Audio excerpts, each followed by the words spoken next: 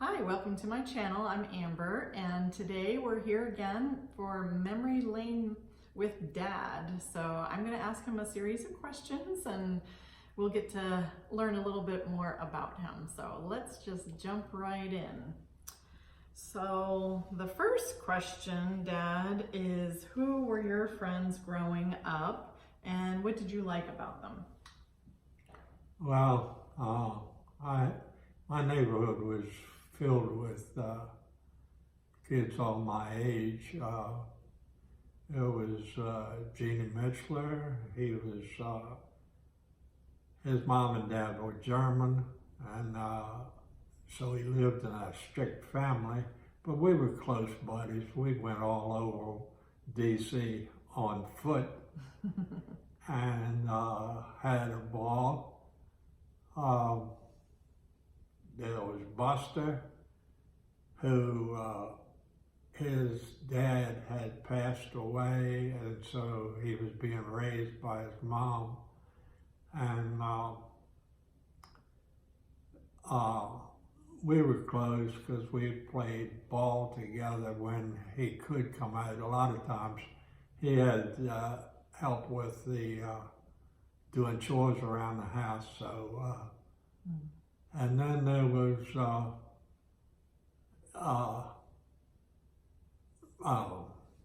was Philip, who he came around sometimes, but his mom was kind of strict, so she didn't want him, as she put it, hanging out with the neighborhood, the kids, you know. And then there was Wade, who was turned out to be my best man in my wedding. So you knew him for a long time. I knew him for a long time. We used to go up to American University and play tennis when we were older on their tennis courts. And then we'd go also up to Rock Creek Park and fish over the cliff there. And then when we caught a basket of fish, we go up on Chain Bridge and sell them for a nickel a piece. Quite a business there. And let's see, we played ball in the middle of the street, usually bouncing the ball off of neighbors' cars. Not to their liking, but... Guess not. All right, so let's move on to the next question. What were your best and worst subjects in school? Well, in high school, before that, in junior high, probably my worst was math. One reason was I didn't like it. I just couldn't figure it out. And then when I got to high school, I didn't like French, which was the only language that they had. And I used to ask my French teacher, what do I want French for? I'm never going to France. And also learning geometry and trigonometry and all that, and I wasn't any good at that. So finally, my advisor put me in typing class and history class, and I loved history and social studies and typing, and I sailed through that. And matter of fact, I did so well in the typing class that the teacher would let me spend half of the class in the art class, and I won a Scholastics Arts Award there, where later the principal called my mother and said, you ought to get this boy in some kind of school, he's got talent. So eventually my aunt and uncle did that. They got me a mail order Boston Bible Art School. I took it, but I didn't particularly like it because I could do better than their lessons. What it was, they'd send you, say, a picture of a pirate, and you were supposed to draw the picture, and then, excuse me, after about a week or two later, they'd draw in a red light outline where it was not wrong according to their perspective. And I thought, you know, I'm not getting anywhere this way. So I stopped with them, and I learned of the National Art Academy up on Massachusetts Avenue. And I loved that because there was so much, I was able to create illustrations for book covers and things like that. How long was your schooling there? About 6 months, because I was working part-time at the Washington Post newspaper as an illustrator also. And then since I got into an intermediate class where they had what they call life class, and that's where my nude models come in, and I was way too bashful for that. And so I dropped that, but rather than stop any education, I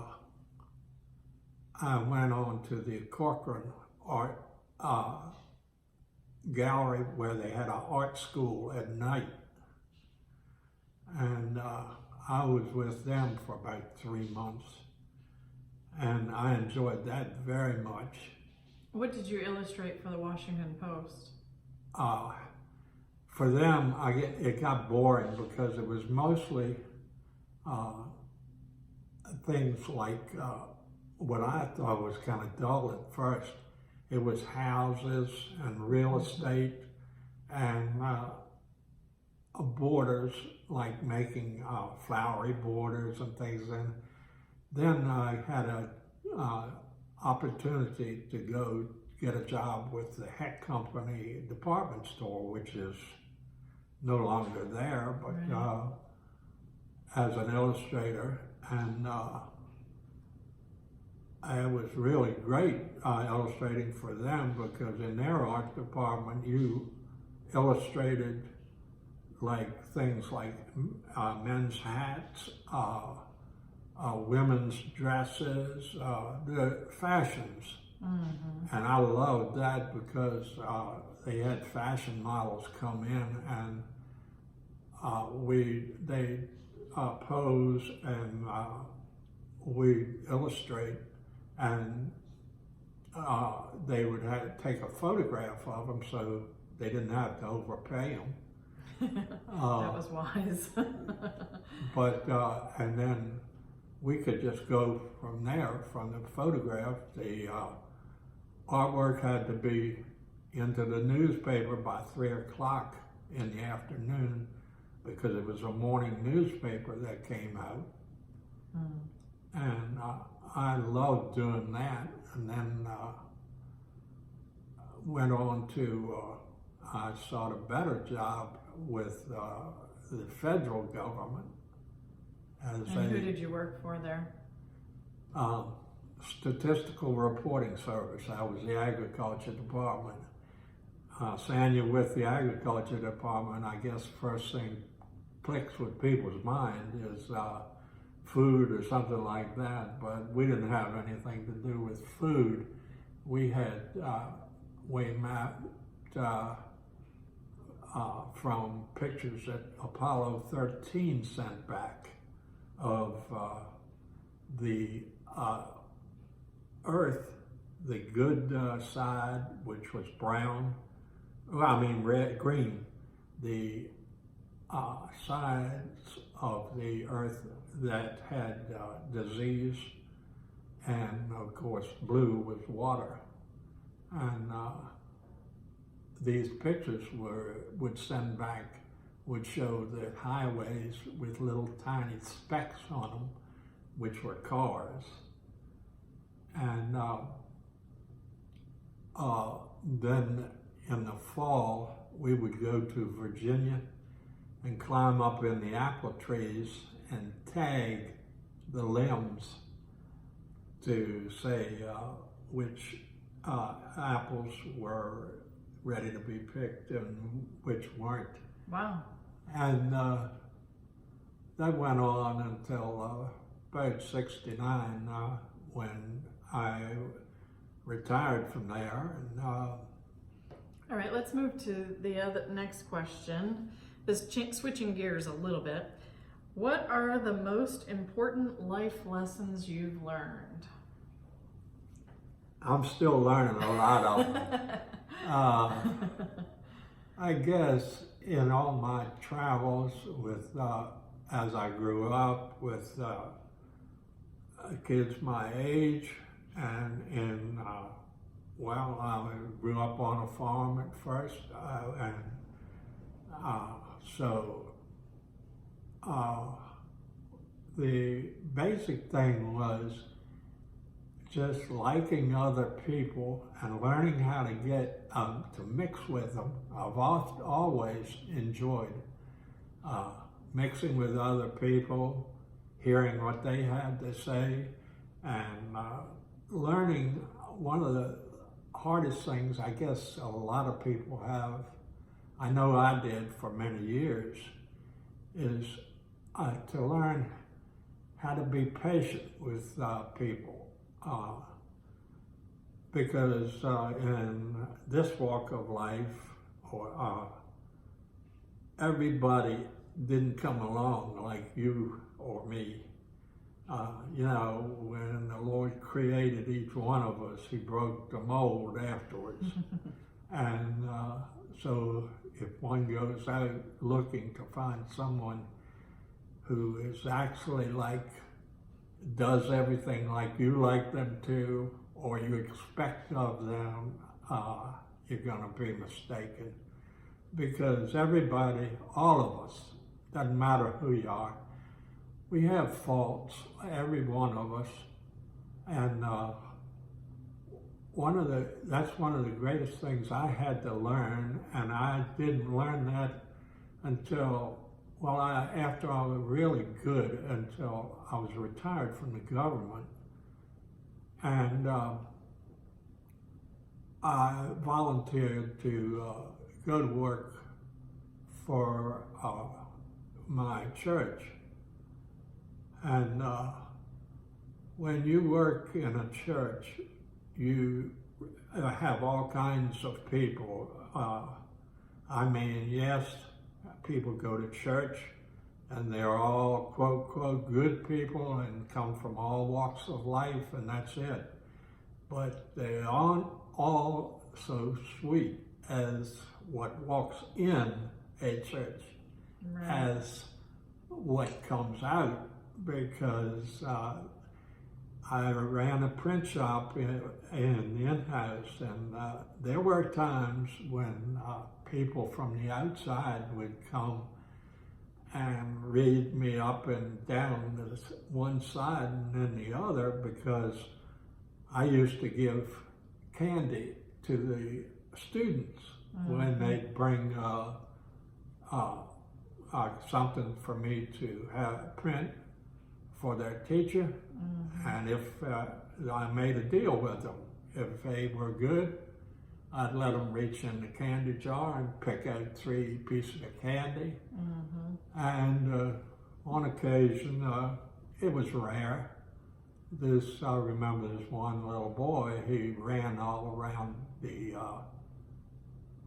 print shop and almost got himself cut on the paper cutter. Oh my. And I wouldn't give him any candy.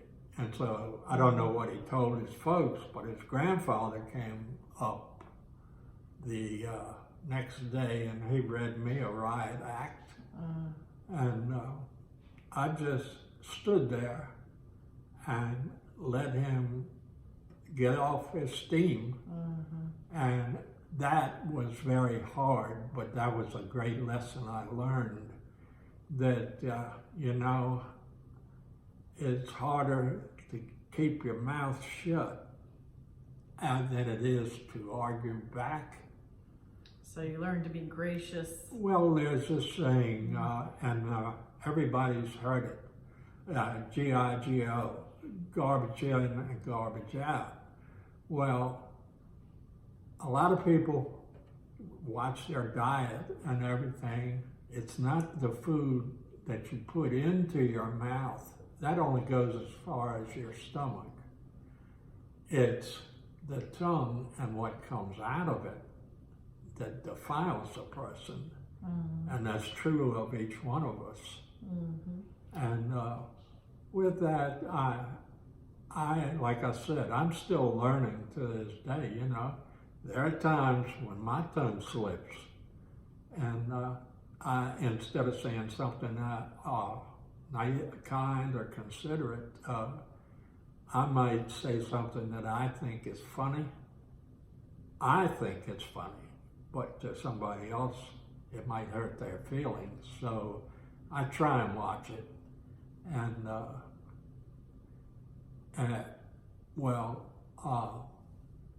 one of the better ways that I'm learning is like on this broadcast of my daughters, and possibly she will hear back from anyone listening how the broadcast has meant something to you. All right, well, we'll leave it there for today with Dad, but we will pick it back up here soon. So God bless, and thanks for watching, guys.